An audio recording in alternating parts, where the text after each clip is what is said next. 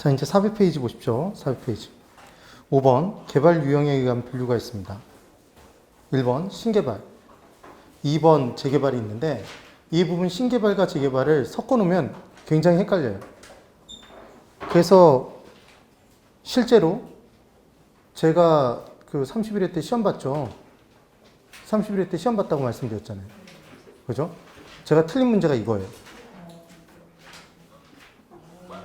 아, 너도 틀렸니? 이런 거죠, 지금.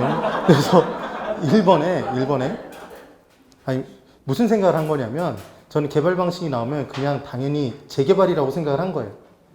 그리고 환지 방식이 나와서 환지 방식, 재개발, 이렇게 생각을 했는데, 정확히 1번 보기로 나온 거예요. 1번의 내용으로. 전답 임야 등과 같이 건축이 허용되지 않는 토지를 건축이 가능한 토지로 전환하는 것을 목적으로 한다. 그럼 얘는 새롭게 개발이 된 거죠.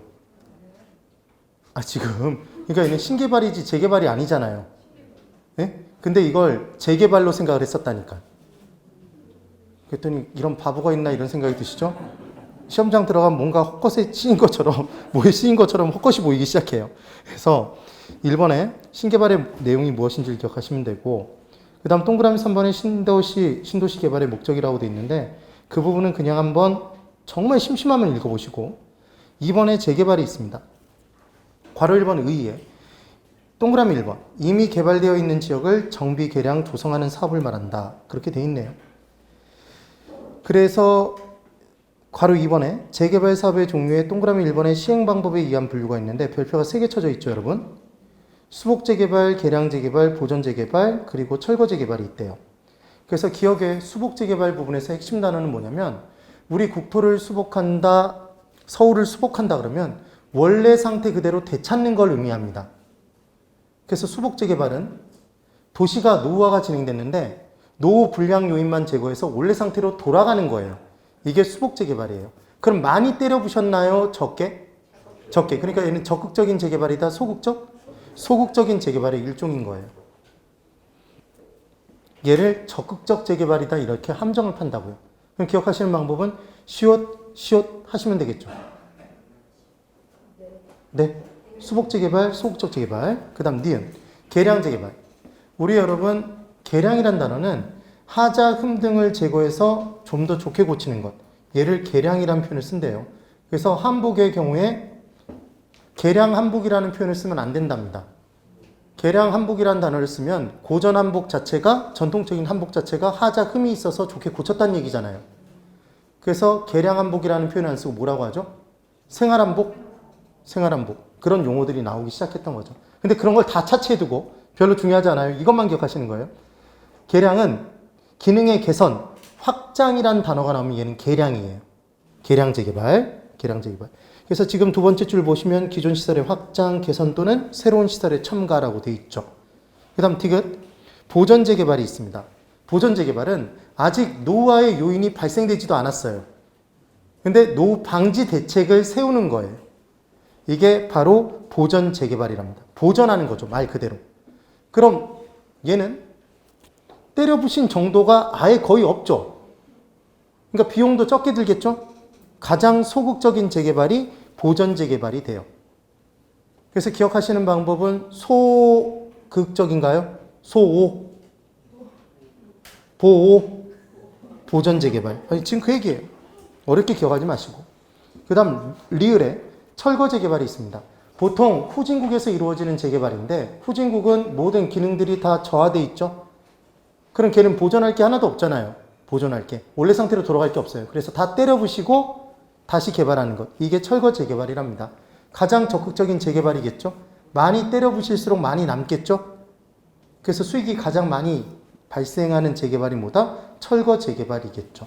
그런 내용이 따라 나옵니다. 보통 후진국에서 이루어지는. 그래서 이 부분에 함정을 파면 어떻게 함정을 파냐면, 노후 불량화가 야기될 가능성이 있는, 절 보세요. 노후 불량화 가능성이 있는 부분을, 요인을 제거하는 걸 수복 재개발이라고 한다, 이런 식으로 함정을 판다고요. 그럼 틀린 거죠. 수복 재개발은 도시가 있는데 그 도시에 어떤 부분에 노후 불량화 요인이 발생했죠. 걔를 제거해서 원래 상태로 회복시키는 게 수복 재개발이죠. 되돌아가는 게. 근데 노후 불량화 요인 발생하기 전에 아예 그거 자체를 제거하는 건 뭐다? 보전 재개발이죠. 내용이 다른 게 이해가 되세요? 그러니까 노후화가 진행됐느냐 진행되지 않았느냐의 차이인 거죠. 지금 구분해 주시면 됩니다. 그 다음 지금 401페이지에 동그라미 2번 정비사업의 유형에 의한 분류가 있습니다. 그 부분의 내용도 시험 문제에 꽤 자주 나와요. 공법 내용인데도 불구하고 그래서 별표를 거기다가 2개를 쳐두세요. 별표 2개. 하셨죠? 그 다음 기억에 주거환경 개선 사업이 있답니다. 달동네라고 생각하시면 되죠? 그럼 달동네에는 공동주택이 있나요? 단독주택이 있나요? 단독주택이 있죠. 기반시설이 극히 열악하죠. 극히 열악해요. 그래서 가스가 들어오지 않아서 거의 대부분 연탄을 떼죠. 이런 곳. 근데 여기다가 만약에 재개발 사업을 진행하면 기존의 원주민들이 다 쫓겨나는 수밖에 없어요. 그러니까 이 부분은 재개발 사업을 진행할래야 진행할 수가 없습니다. 그래서 주거 환경을 개선하는 사업을 펼치죠. 이게 주거 환경 개선 사업이에요. 그러니까 핵심 단어는 극히 열악이죠. 기반시설이. 단독주택 중심이죠. 그래서 그 옆에 보시면 MM으로 메모리 매직으로 극단이라고 적혀져 있죠. 극단적이면 주거 하나요? 극단적이면 죽죠. 주거. 극단 주거 이렇게 기억하시는 거예요. 그 다음 니은 재개발 사업. 강북과 강남이 있습니다, 여러분. 자, 어디 도시가 좀 더 뒤늦게 만들어졌죠? 강남이? 그럼 강남은 도로만 해도 정확히 바둑판 모양으로 구획이 돼 있잖아요. 근데 강북은 꼬불꼬불 지나가죠? 그러니까 기반시설 자체가 열악한 건 어디고? 강북이고, 강남은 기반시설이 양호하죠? 아직도 양호해요. 도로도 그렇고, 상하수도도 그렇고, 그리고 가스도 잘 돌아가고 있고, 등등등 다 갖춰져 있습니다. 그런데 그 위에 지은 공동주택이 강남 부분에 노후화가 진행된 공동주택 등이 있죠. 대치동의 음마아파트 뭐 이런, 개포동의 주공 아파트 단지 이런 부분들. 그러면 그렇게 기반시설이 양호함에도 불구하고 다 때려 부시고 재개발하나요? 아니면 그 공동주택만 다시 재건축하나요? 재건축하겠죠. 그게 차이인 거죠.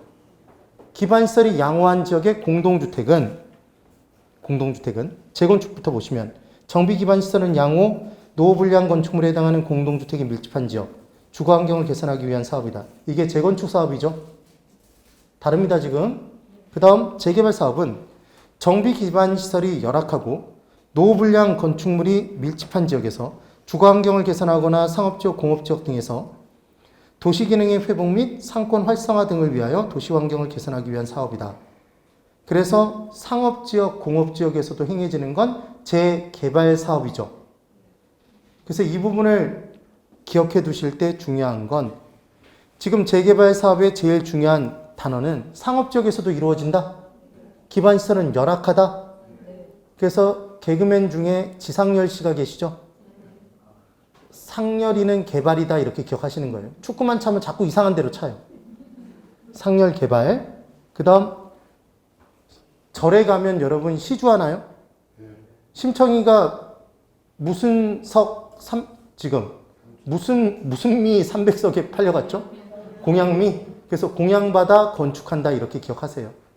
공양 건축. 그래서 공동주택 양호, 기반시설 양호, 재건축 사업. 이걸 핵심 단어를 기억해서 바로 찾아내셔야 됩니다. 그러니까 얘는 보통 박스형 문제로 문제가 주어져요. 그렇게 찾아내시면 되고. 그 다음 3번에 공공서비스 제공의 민간자금 도입이랍니다.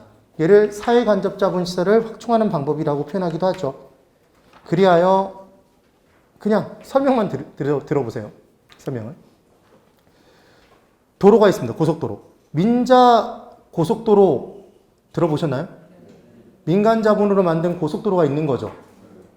그래서 정부의 자금 하에서 정부가 공적 자금을 투입해서 도로를 다 건설하거나 그리고 지금 학교 등을 다 짓거나 그러면 이때는 공적 자금이 부족해질 수 있잖아요. 그래서 민간 건설업체로부터 짓도록 만들어 주고 허가를 해주고 다 지으면 일정 기간 동안 짓는 데 들어간 비용을 충당할 수 있도록 운영하게 만들거나 운영 수익을 누리게 만들거나 아니면 정부가 일정 기간 20년에서 30년 동안 임차에 쓰면서 임대료를 지불해서 사업비용을 뽑아 쓰거나 하고 나중에 정부로 귀속시키는 제도가 있는 거죠. 이게 사익간접자본 확충 방법인 거죠. 이게 BTO, BOT, BTL 이런 방식으로 나눠질 때 그 순서가 어떻게 진행되는지만 기억하시면 된다고요. 이제 설명을 드려볼 겁니다. 자, 이게 외우시는 방법이 이렇게 기억을 해보는 거죠. 사회, 간접 자본시설의 확충이다 이렇게 표현을 합니다. 확충 방안. 그럼 첫 번째로 짓는 걸 뭐라고 하냐면 이게 빌드인가요, 여러분? 빌드. 그래서 B가 나오면 얘는 짓고입니다. 짓고. 그리고 O가 나오면 얘는 오퍼레이트예요. O는 뭐다? 오퍼레이트. 그래서 얘는 운영하고입니다. 운영하고. 그 다음 T가 나오면 얘는 트랜스퍼래요. 트랜스퍼. 영어를 막 외우려고 하지 마세요. 첫 글자만 그냥 기억하면 되는 거예요. 그래서 얘는 이전하고 또는 귀속시키고 이 표현이에요. 그리고 뭐가 나오냐면 L이 나오면 얘는 리스입니다. 리스. 임대하는 거죠.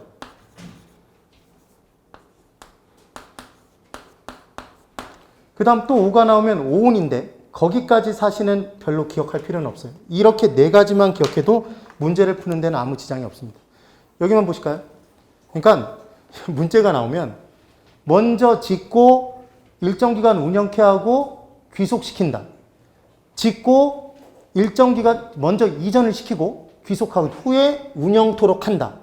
이런 식으로 순서를 정해서 이게 BOT인지 BTO인지 BTL인지 구분한단 말이에요. 그럼 우리는 각각이 B인지 O인지 T인지 L인지만 하면 이 문제 풀겠죠? 근데 뭐는 우리가 외울 필요가 없냐면 실은 B는 짓고죠, 여러분. 이걸 헷갈려 하시는 분은 없단 말이에요. 그 다음 L이 리스, 임대라는 것도 헷갈려 하시는 분이 없어요. 그럼 얘 둘은 조금 헷갈려요. 그래서 기억하는 방법은 칠판 여기 그대로 보세요. 얘 O인가요? 지금 뭘 했는지 보이세요? 아, 너무 작나요? 그래서 운영하는 거죠, 운영. 그래서 운영하고는 오퍼레이트입니다. O. 그리고 민간건설업체가 지어서 정부에게 넘겨줄 때는 그냥 조용히 소리 소문 없이 넘겨줄까요? 티내면서 넘겨줄까요? 티내면서. 고맙지? 그러면서 티내면서 넘겨줄 거 아니에요. 티내면서 이전시킨다? 맞아요? 이렇게 기억하면 되겠죠. 그래서 그렇게 순서를 잡아주시면 됩니다. 하실 수 있을 거예요. 충분히. 402페이지 보세요. 402페이지. 괄호 4번에 B55해서 짓고 소유하게 만든 다음에 계속 운영케 한다. 그래서 사업비용을 뽑아낸다. B55가 있지만 그걸 너무 자세히 보실 필요는 없다고 얘기했고 BTO와 BTL 방식의 차이만 한번 설명을 드려볼게요. 이쪽을 보실까요? 얘 둘의 차이는 좀 기억을 해보실 필요가 있다는 거죠. BTO와 BTL. 어디까지 똑같죠, 여러분? 짓고 먼저 귀속시키는 건 똑같습니다. 누구에게 귀속시켰죠? 지금 누가 지었어요? 민간 건설업체, 민간 개발업자가 지어서 고속도로, 학교 등을 지어서 정부에게 귀속시켰죠? 이전을 먼저 시켰습니다. 그리고 이제 사업비용 들어간 걸 뽑아내야 될 거잖아요. 두 가지가 있다고요. 직접 운영하거나, 그래서 운영의 수익을 누리거나, 아니면 정부에게 임대해주고, 임대료를 받거나 둘 중 하나죠. 그럼 운영 수익이 많이 발생하는 사회 간접 자본 시설이라면 직접 운영하는 게 비용 뽑고도 남는 게 있겠네요. 그럼 그때는 BT5로 간다, BTL로 간다? BT5로 가겠죠. 운영하겠죠. 이게 바로 대표자가 고속도로죠. 고속도로 통행료 등으로 뽑아내는 거죠. 고속도로 등. 그럼 BTL 방식은 지어줬는데 사회적으로 필요하긴 필요한데 걔가 수익이 그렇게까지 많이 발생하지 않아요. 그럼 일정 기간 동안 운영권을 가지고 직접 운영하면 운영 비용, 개발 비용도 못 뽑을 수 있겠네요. 그럼 그때는 정부에게 임대해주고 임대료를 받는 게 낫겠죠. 그래서 학교 등의 경우에는 무슨 방식으로 가겠다? 수익이 적은 학교 등은 BTL 방식으로 간다. 이렇게 되는 거죠. 구분만 꼭 해보시면 돼요. 근데 여기서 헷갈리는 게 뭐가 헷갈리냐면 이렇게 나오면 헷갈린다고요. 순서를 봤더니 짓고가 분명히 나왔어요. 먼저 지었어요. 그리고 얘 티내면서 이전시켰대요. 귀속시키고까지도 나왔어요. 그리고 뭐가 나오냐면 운영이 나왔어요. 근데 그 다음에 뭐라고 나오냐면 임대한대요. 운영토록 했는데 그때 임대료 수입을 누리는 게 운영이래요. 이렇게 줬다고요. 그럼 이 부분으로 이렇게 외워놓고 정리해보면 짓고죠? B. 그 다음 귀속, 티내면서 이전, T. 그 다음 운영이니까 O로 들어가서 틀린다고요. 지금 얘가 아니라 얘는 스쳐 지나갔고 얘인 거죠, 얘. 그러니까 BTL 방식이지 BTO 방식이 아니다라는 게 포인트란 얘기입니다. 되셨어요? 네. 402페이지. 그 다음 403페이지에 토지의 취득 방법 부분에 단순 개발 방식, 환지 방식, 매수 방식, 혼합 방식 다 설명드렸었죠. 기억하시면 되고. 404페이지. 5번에 택지 개발이 있습니다. 택지라는 것은 주상공을 지을 수 있는 땅이었죠. 위치는 양호해야 되고 쾌적해야 되고 편리함과 이익이 많은 곳에 들어서야 되고 사람들이 선호하는 곳에 들어서야 되고 경제적 가치가 있는 곳에 들어서야 된다. 외우실 필요가 없다는 얘기예요. 그 다음 택지 개발의 입지 조건에 이걸 외울 필요가 있겠는지 한번 판단해 볼게요. 기성시가지와는 멀리 떨어진 곳에 택지가 개발돼야 될까요? 비교적 가까운 곳에, 강남에 가까운 곳에 신도시가 개발돼야 되겠죠. 택지 개발이. 교통이 편리해야 될까요? 불편? 편리. 택지 개발할 때 기존 건축물이 있는 건부지가 좋나요? 나지가 좋나요? 나지. 철거 비용 등이 안 들 거 아니에요. 바로 최고 유효한 이용을 할 수 있으니까. 그런 내용들이란 얘기입니다. 그러니까 따로 외우려고 하지 마시고 그 다음 405페이지 중간 6번 토지자원과 지속 가능한 개발이래요. 23회, 27회 띄엄띄엄 2번 나왔죠, 여러분. 왠지 약간 불안하네요. 약간 텀으로 보니까 왠지 나올 것 같은 느낌이 살짝 들죠. 그래서 토지자원 부분에 괄호 2번에 현장자원과 상품자원의 내용이 있고 406페이지에 괄호 3번 현장자원과 상품자원의 특성 비교라고 되어 있는데 이 부분에 딱 하나를 제가 설명드려 볼 테니까 적어 볼 테니까 그것만 기억하시면 돼요. 토지를 얘를 크게 둘로 쪼갠답니다. 두 가지로 쪼갠대요. 뭘로 두 가지로 쪼개냐면 자연 그 상태로의 토지가 있고 상품 자원으로서의 토지가 있대요. 얘를 개발된 토지라고 얘기를 하겠죠. 그럼 이제 그냥 대답을 해보세요. 지금 무슨 말씀을 드리고 있냐면 토지가 있는데 토지는 자원인가요? 토지는 무언가를 생산하는 데 쓰이는 자원이죠, 분명히. 근데 이 토지를 자연 상태 그대로 판단할 수도 있고 얘를 개발할 수도 있나요? 주거용지, 상업용지, 공업용지로 사용하면 개발된 토지잖아요. 산강들로 이용하면 얘는 자연 그 상태로의 토지죠. 됐어요? 그럼 대답을 해보세요. 자연 그 상태로의 토지는 시장에서 거래가 잘 되나요? 되지 않나요? 산강들. 그 상태 그대로 시장에서 거래가 되지 않죠? 맞아요? 그럼 수요와 공급을 예측하기가 쉽겠다, 어렵겠다? 예측 어렵겠죠? 예측이 어렵단 말이에요. 이렇게 되겠죠. 그리고 그냥 내버려 두면 사람들이 자연을 보존하나요? 디립다 개발해버리나요? 디립다 개발하죠. 그럼 한번 개발돼버리면 원래의 자연으로 되돌리기 어려울까요? 결정의 비가역성 문제가 발생하겠죠. 그럼 자연을 보존하기 위해선 정부의 정책적인 배려가 필요하겠죠. 그렇게 보존되는 게 뭐다? 자연 그 상태로의 토지가 되는 거예요. 그럼 자연 그 상태로의 토지는 자연을 사용하는 우리 인간에게 효용을 제공하나요? 만족도를? 산강들을 가면 우리는 휴양 목적으로도 쓸 수 있고 만족감이 생기잖아요. 쾌적성 등을 누림에 따라. 그러니까 자연으로서의 토지는 개발 과정을 거쳐야지만 인간에게 효용을 제공한다. 개발 과정을 거치지 않아도 효용을 제공하겠죠. 이게 자연으로서의 토지예요. 그 다음 이제 개발된 토지는 대표 주자가 얘는 주거용지, 상업용지, 공업용지입니다, 여러분. 시장에서 거래가 돼요, 안 돼요? 예, 시장에서 거래되죠? 그럼 수요와 공급을 예측하기도 좀 더 쉽겠네요? 맞나요? 이렇게 되는 거죠. 됐어요? 그래서 분명 이렇게 차이가 발생하는데, 그리고 개발된 토지는 개발이 된 후에 효용을 제공하겠죠. 인간에게 만족도를 제공합니다. 그럼 시험 문제에 이렇게 나왔다면 맞는지 판단해 보세요. 자연 그 상태로의 토지와 개발된 토지 중에 자연 그 상태로의 토지가 시장에서 거래가 되고 수요와 공급의 예측이 좀 더 쉽다. X죠. 바로 X라는 걸 기억하실 수 있단 말이에요. 그러니까 이대로 준다 안 준다? 안 주겠죠. 바꾸겠죠. 그래서 얘를 이름을 바꾼 게 뭐냐면 자연 그 상태로의 토지는 현장 자원으로서의 토지죠. 지금 제가 어떻게 했죠? 자현. 제 발음이 무진장 후진해 그러시면 안 돼요. 자현. 그래서 현장 자원으로서의 토지라고요. 현장 자원으로서의 토지. 그리고 얘 개발되면 상품 되는 건가요? 개발되면 상품이 되잖아요. 그래서 얘는 상품 자원으로서의 토지겠죠. 이렇게 내용을 정리를 해주셔야 됩니다. 자, 이제 문제를 내볼게요. 현장 자원으로서의 토지와 상품 자원으로서의 토지는 둘 다 시장에서 빈번하게 거래가 된다.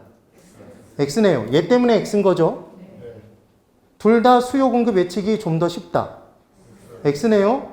수요 공급 예측이 좀 더 쉬운 건 뭐다? 개발된 토지죠. 맞아요?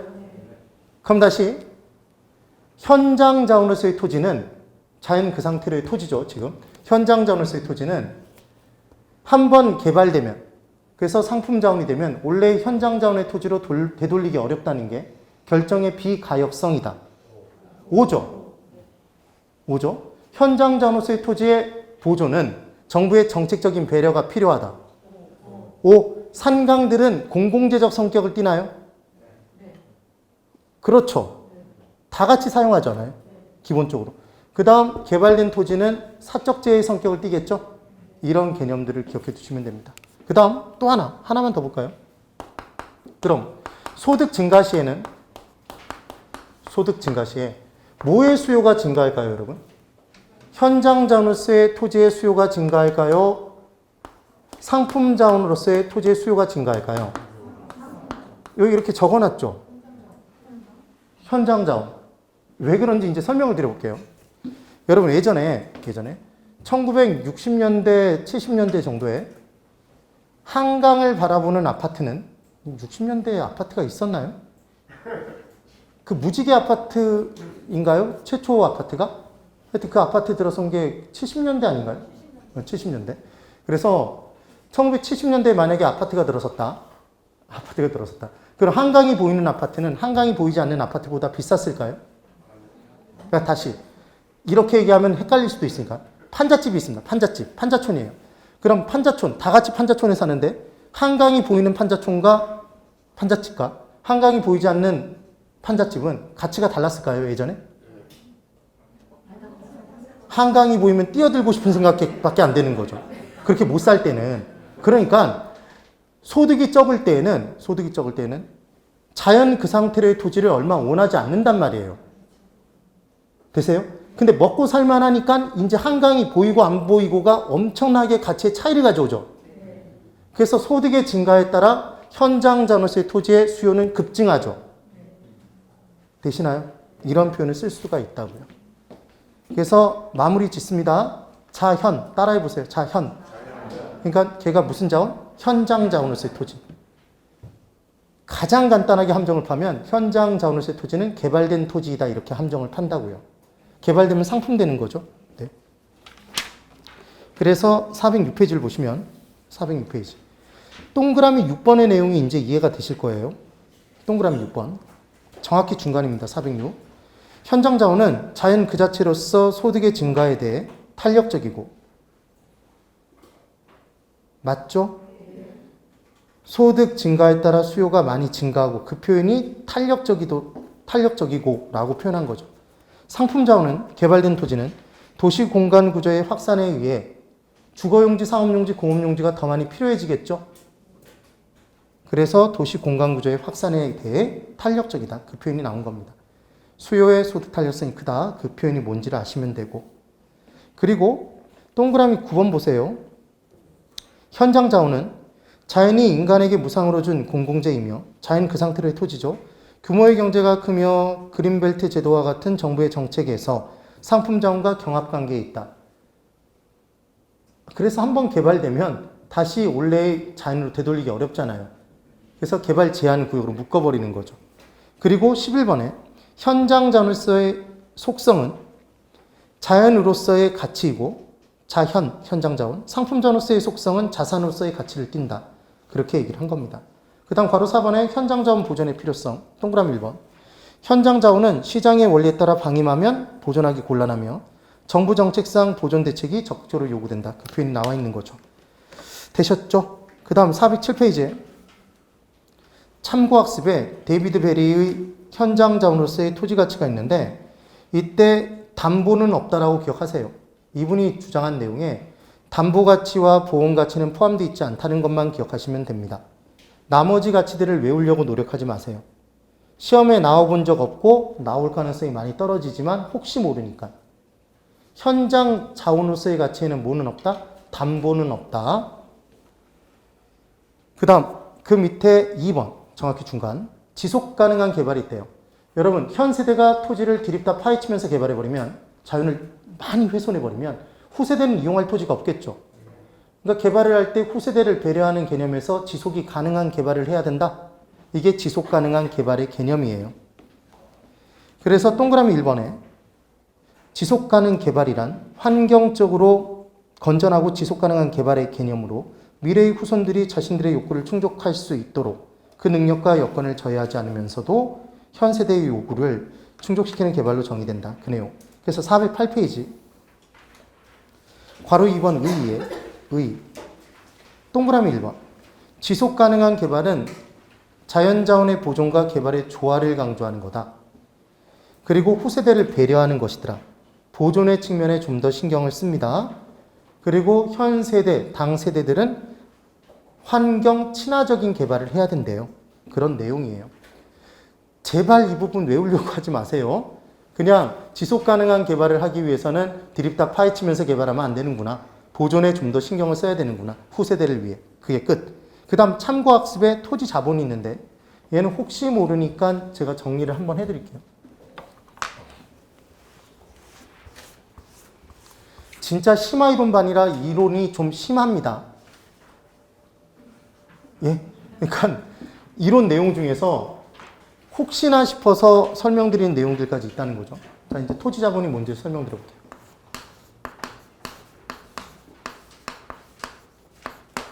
토지가 있어요, 토지가. 여러분, 제가 설명드리는 토지 용어가 뭐였는지 생각해 보세요. 개발되기 이전의 땅은 개발될 뭐가 있죠? 소지가 있죠, 소지. 그래서 개발되기 이전의 땅을 뭐라고 했었다? 힐 소자를 써서 소지라고 했었다. 머릿속이 온통 하얘 그러면 여기다 칭찬이다? 여기다. 아무것도 들어있지 않다는 거잖아요. 그래서 개발되기 이전의 땅이 소지였죠. 그래서 얘를 소지를 매입했어요. 그래서 소지 매입 가격이 얼마냐면 얘가 1억이랍니다. 그럼 얘는 소지니까 황무지라고 볼 수 있겠죠. 개간 전의 토지예요. 그래서 이 토지를 농사 짓는 땅으로 바꾸기 위해서 여기다가 뭘 투입했냐면 개간 비용을 투입했답니다. 개간하는데 비용이 들어갔어요. 개간 비용이. 얘가 얼마만큼 들어갔냐면 3천만 원이 들어갔답니다. 그랬더니 이제 농사를 지을 수 있는 농지가 탄생이 됐어요. 그래서 이 농지의 가치가, 얘 부동산 가치가 얼마가 됐냐면 토지 가치가 얘가 2억이 됐대요. 이럴 수 있을까요? 이럴 수도 있겠죠. 그러면 이때 지금의 금액들이 몇 개가 나왔죠, 여러분? 소지 매입 가격, 개간 비용, 그리고 토지 가치가 나왔죠. 그때 토지 자본이라는 것은 과연 얼마일 것이냐 하는 문제만 판단해 주시면 돼요. 토지 자본은 뭐냐면 정의가 이렇게 돼 있어요. 그 토지를, 해당 토지를 해당 토지의 목적대로 이용 가능한 토지로 만들기 위해 들어간 모든 비용이래요. 그러면 지금 뭘 만드는 게 목적이었죠? 농지를 갖는 게 목적이죠. 농지는 농사 지을 수 있는 땅인 거죠. 그럼 소지 매입 가격 들어갈까요? 당연히 들어가죠. 그리고 개간 비용이 들어가야 안 들어가요? 들어가죠. 개간 비용까지 들어가야 농지가 되니까. 농사를 지을 수 있는 땅으로 바뀌었잖아요. 그래서 이 둘을 합쳐서 얼마가? 1억 3천만 원이 지금 토지 자본이겠네요. 지금 이 내용에서는. 네.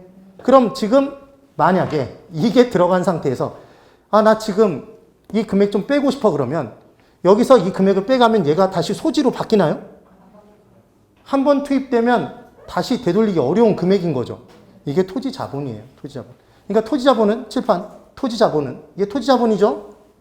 토지 자본은 토지 매입 가격과 같다 다르다? 다르죠. 토지 자본은 토지 가치와 같다 다르다? 다르죠. 그 내용만 기억해 두시면 됩니다. 그래서 1번 408페이지 위에 박스 참고학습 보고 있습니다. 토지 자본의 개념. 1번 토지의 가치 증대를 목적으로 토지에 투입되는 비용으로 토지로부터 분리할 수 없는 일종의 고정된 자본이 된다. 토지의 매입 자금이나 토지의 가격과는 다른 개념이 되더라. 그래서 토지 자본의 유형은 농촌 토지는 농사 짓기 위한 목적을 갖는 거죠. 그래서 미개간지를 농지로 전환하기 위해 투입되는 비용 등. 그래서 소지 매입 가격도 포함된다. 그 다음 2번 도시 토지는 건물 올리는 게 목적이죠. 그럼 토지를 샀습니다. 택지로 조성하는데 비용이 들어갈 거잖아요. 성토 비용 등 축대 세우고 매립하는 데 투입되는 비용 등이 다 포함되겠죠. 그런 내용이 돼요. 토지 자본의 손익분기점까지는 뭐 기억하실 필요는 없어요. 됐습니다. 그 다음 7번 개발권 이전 제도는 개발권만 이전제 기억나시면 되고 얘는 개발권만 어디에서 사고 판다? 정부가 사서 팔아준다. 시장에서 사고 판다. 시장에서 사고 판다. 토지 소유권과 일체로 넘긴다. 개발권만. 개발권만. 그래서 개발권 이전제였죠. 이용 가능한 개발권도 넘길 수 있다. 이용 불가능하게 된 개발권만. 이용 불가능하게 된 개발권만. 토지 이용 규제 정책이 그래서 선행되는 정책이 되더라. 그 얘기였습니다. 그런데 개발권 이전제가 실시가 되면 기존의 지역지구제의 틀 자체가 와해돼 버릴 수도 있기 때문에 예외적인 개발에 많아짐에 따라 점점 예외적인 개발이 많아짐에 따라 얘는 지역지구제의 틀이 와해돼 버릴 수도 있기 때문에 우리나라에서는 시행한다, 시행하지 않는다? 시행하지 않는다가 포인트였죠. 그래서 핵심 쟁점 부분에 우리나라에서는 시행하지 않고 있다가 나와 있습니다. 기억을 해보시고 그 다음 409페이지 3번, 4번 내용들 봐서 우리가 전에 다 이 내용을 봤었어요. 맞죠?